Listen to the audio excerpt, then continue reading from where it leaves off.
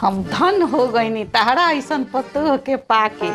सब चीज हमरा टाइम से मिल जाता, खाए के पिए के, कपड़ा लत्ता धो के आयरन करके। अब हमरा का चाही, बुढ़ापा के 2 रोटी उ टाइम से मिलिए जाता। एगो बात कही कनिया, बोली मम्मी जी।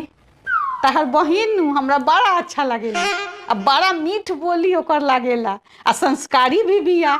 ना होखे तो हमरा छोटका बेटा के अपना बहिन से बियाह करा दो, दोनों बहिन एक घर में रहबू लोग, प्रेम से रहबू लोग, मनो लागी। ठीक बा मम्मी जी। देखी ना ओकरे फोन आ गए। स्पीकर पर डालो तो ओकर बोली हमरा बड़ा अच्छा लगेला।